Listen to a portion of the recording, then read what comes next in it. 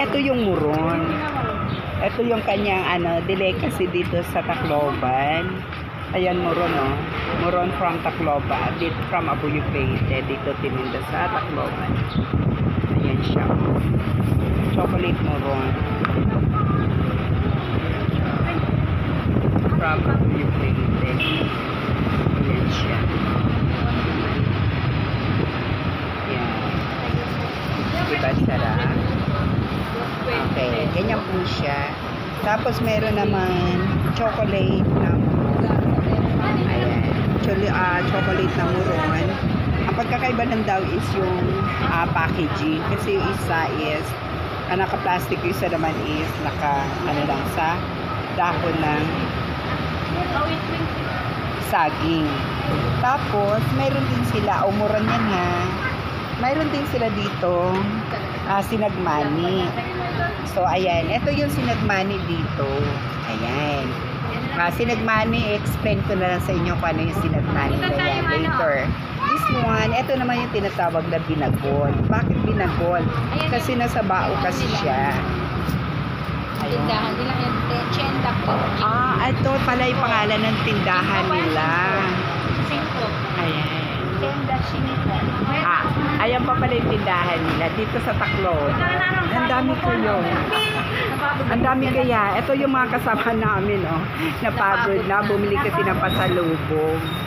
Okay. Pag gusto nyo bumili, dito lang po kayo sa Tienda. Ayan, oh. Ayan na. Tienda 5. Local delicacies, plus souvenirs. Ang ganda. Sosyalera lang sila dito, ha. Ang ganda. Tapos nagulat ako, ang mura ng muron. Imagine ha, 12 pieces, 100 pesos. So wala pang 10 pesos ang isang, mahal-mahal lang yun.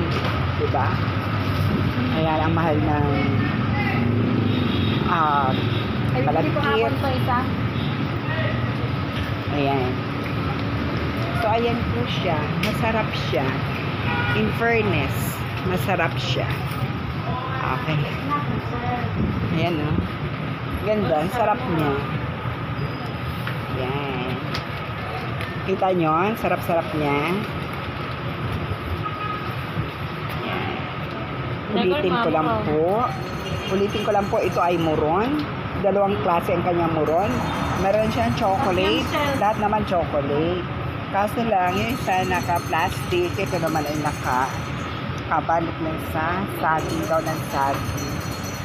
Tapos ito yung sinagmani, medyo nakaharang tayo sa daanan. Tapos ito naman ay binagol. No? Binagol. Okay? Ayan. Dito lang po yan sa Tacloban City. Ayan. Sa lungsod niya ba? Tama, lungsod ng Tacloban. Okay, so we have to go na. Okay, thank you for watching, guys. Thank you for watching. Bye.